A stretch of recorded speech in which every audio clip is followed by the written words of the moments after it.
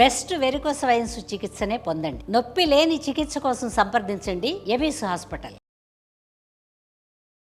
నమస్తే రమ్మగారు. నమస్తే జయ. రమ్మగారు, మనం భోజుడు ఒక్కొక్క మెట్టు ఎక్కుతున్న చూస్తున్నాము. అయితే ఇక్కడ మనకి 11, 12 నుంచి ఒక కథతోనే అయిపోతుంది. అవును కదండి. ఇంకా అయిపోతాయి అట్లాగే. చిన్న చిన్నవే. ఓకే, నెక్స్ట్ 15వ మెట్టు అమృత సంజీవ వల్లి. అన్ని వల్లిలే. ఈ 15వ మెట్టు 14 మెట్లు ఎక్కేశాడు. 15వ మెట్టు ఎక్కేసరి కల్లా ఆవిడ గద్దించింది, ఓ రాజా, మా రాజు లాంటి ప్రత్యేకతలు ఉన్నాయి నీ దగ్గర, నీకు ఆ ప్రత్యేకతలు లేవు, నువ్వు ఈ సింహాసనం ఎక్కడానికి అర్హుడివి కాదు అని చెప్పి విక్రమార్కుడి ఒక ప్రత్యేక గుణం గురించి చెప్తారు. పూర్వం విక్రమార్కుల వారు ఈ దేశాటనలో ఉన్న రోజుల్లో సరయూ నది తీరానికి చెందినటువంటి ఒక ప్రాంతంలో రాజుగారు చాలా గొప్ప రాజుగా ఉండేవారు. ఆ ప్రాంతం నుంచి వచ్చిన ఒక ఆయన గోవిందయ్య అనే బ్రాహ్మణుడు గంగా తీరానికి స్నానానికి వచ్చాడు. సరయూ నది ప్రాంతంలో అయోధ్య నగరం ఉంది. ఆ అయోధ్య నగరం వైపుకు వెళ్ళాడు ఈయన. ఆ రాజు మంచివాడు, రాజ్యం చాలా బాగుంది. ఈయన అటువైపు తిరుగుతున్నాడు విక్రమార్కుడు. ఆ ప్రాంతానికి చెందిన ఆయన ఈ గంగా నదికి స్నానానికి వెళ్ళాడు. వెళ్ళేసరికల్లా భార్య భర్త ఇద్దరు స్నానం చేశారు. మరి భార్య యువతలకు వచ్చేసి గట్టెక్కిపోయింది. ఆయన నదిలో నిలబడి సూర్యుడికి అర్ఘ్యం ఇచ్చుకుని సంధ్యావందనం చేసుకుందామని భావించాడు. నీళ్లలో నిలబడి ముందు అర్ఘ్యం ఇవ్వాలిగా. ఆయన అర్ఘ్యం ఇస్తుండేసరికల్లా ఒక మొసలి వచ్చి గంగా నదిలో ఆ గోవిందయ్య గారి కాలు పట్టుకుంటాడు. ఈయన చాలా జపము అది తీవ్రంగా ఉన్నవాడే. ఈ మొసలి నుంచి బయటపడడానికి సరిపడే మంత్రాలు ఏం లేవు ఆయన దగ్గర. ఇక ఎంత కేకలు పెట్టాడో, అరిచి నెత్తురు ఆయన కాళ్ళ నుంచి కారిపోతూ మొసలి లాగడానికి ప్రయత్నం చేస్తోంది. ఎంతో కొంత ఆయన యువతలకి లాక్కుంటున్నాడు, అది మళ్ళీ లోపల లాగేస్తుంది. ఆ భార్య పెద్ద పెద్దగా కేకలు పెట్టిందట, ఎవరైనా రక్షించండి రక్షించండి అని. ఆవిడే ఈ గట్టు మీద నుంచి చేతికి అందిన రాయి రప్పాతో ముసలిని కొడుతోంది. ఆ మొసలిని కానీ ఏం చేయలేకపోతాం. అందరూ మొసలిని ఏం చేస్తామని భయపడుతున్నారు. అయితే ఆ సమయానికి గంగా తీరానికి వచ్చిన మన విక్రమార్క మహారాజు చటుక్కున గంగలోకి దూకి, ఈ బొడ్డున ఒక కైజారు ఉంటుంది, ఆయన సురకత్తి అంటారు, కైజారు అంటారు.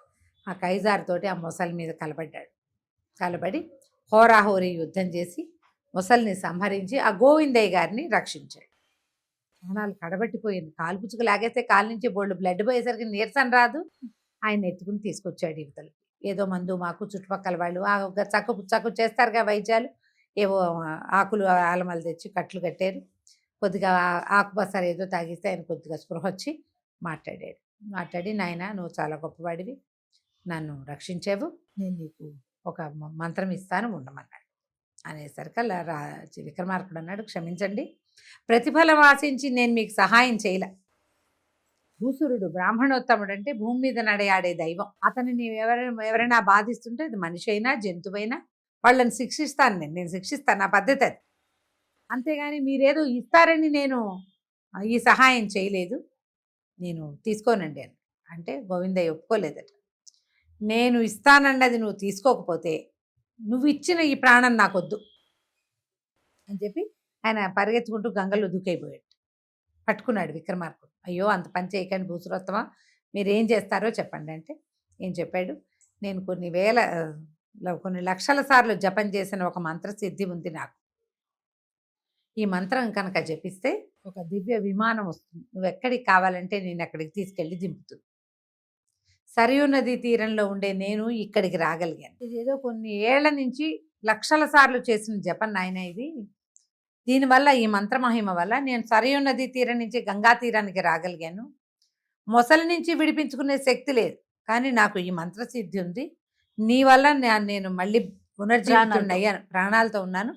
ఇది నేను నీకు సంతోషంగా ఇస్తున్నాను.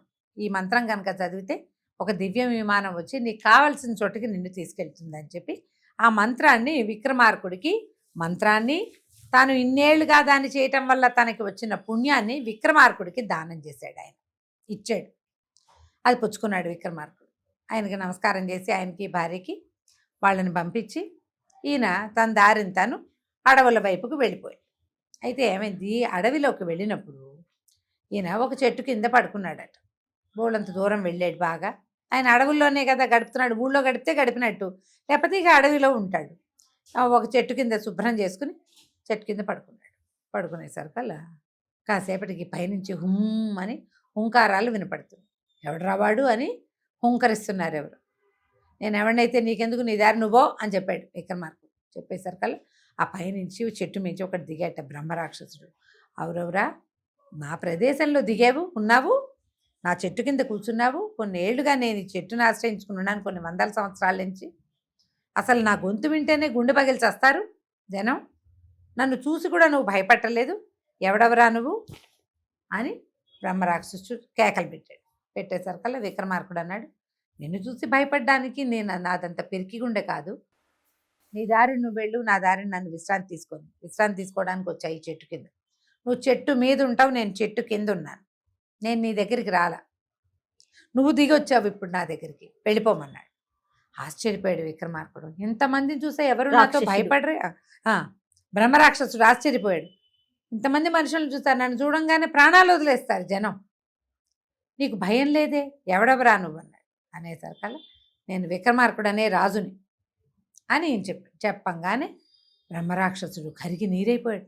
విక్రమార్కుడా అని, కాళికా వరప్రసాదుడివి నువ్వే కదా అన్నాడు. నేనేనన్నాడు.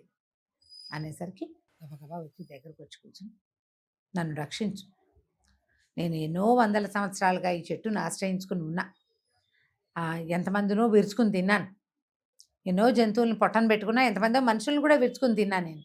అయితే ఒక ఋషీశ్వరుడు వచ్చినప్పుడు పరమ సాహసికుడు ఎవడైనా ఒకడు నీకు కనపడితే వాడి వల్ల ఉపకారం పొందితే గనక నీకు విముక్తి వస్తుందన్నాడు. అప్పటి నుంచి నేను చూస్తూనే ఉన్నా, నన్ను చూసి భయపడిన వాడు ఎవడైనా వస్తాడేమో అని. ఎవడూ లేడు, నువ్వు ఒక్కడివే కనపడ్డావు, కాబట్టి నన్ను రక్షించు అని పాదాలు పట్టుకున్నాడు. విక్రమార్కుడు అన్నాడు, ఏం చేయమంటావు నిన్ను? నేనేం చేయాలి నీకంటే, నీకు గోవిందయ్య ఒక మంత్రాన్ని ఇచ్చాడు కదా, ఆ మంత్రాన్ని దాని పుణ్యాన్ని నాకు ధారపోయి నాకు ఇస్తే నాకు ఈ జన్మ పోతుంది. ఇంకోడైతే ఒప్పుకుంటాడా? ఒప్పుకోడు. విక్రమార్కుడు చాలా సింపుల్గా, అంతే కదా, ఆ మంత్రాన్ని నేను అయాచితంగా నాకు లభించింది, నాకు అవసరం లేదు, నాకు అంత అవసరం లేదు, ఎప్పుడు కావాలంటే అప్పుడు పలికేందుకు కాళిక ఉంటే నాకు ఒక మంత్రసిద్ధి నాకెందుకు అని చెప్పి ఆ మంత్రాన్ని, దాని సిద్ధిని, దాని వల్ల వచ్చిన పుణ్యాన్ని ఈ బ్రహ్మరాక్షసుడికి ధారపోసేసాడు. ఎప్పుడైతే ఈ మంత్రం నేను బ్రహ్మరాక్షసుడికి ధారపోసేస్తాను అని విక్రమార్కుడు అని ఆ పక్కన ఏదో కింద సెలయేరుంటే అందులో నుంచి నీళ్లు తీసుకొచ్చి బ్రహ్మరాక్షసుడి చేతిలో పోసాడు. పోసిన మరుక్షణం బ్రహ్మరాక్షసుడి నల్లగా ఈత పొద లాంటి తల, విచుకత్తుల్లాంటి కళ్ళు, వాళ్ళ నోట్లోంచి బయటికి పొడుచుకొచ్చిన కోరలు, నెత్తి మీద కొమ్ములు, ఎలా ఉన్నాడో భయంకరమైన రూపం, చూస్తూ ఉండగానే పరమసాత్విక స్వరూపంగా మారిపోయాడు బ్రహ్మరాక్షసుడు. దైవ స్వరూపంలాగా అయిపోయాడు. విక్రమార్కుడు చూస్తుండగానే అలా ఆకాశం వైపుకి వెళ్ళిపోయాడు, అంతర్ధానం అయిపోయాడు. ఒక నమస్కారం చేశాడు.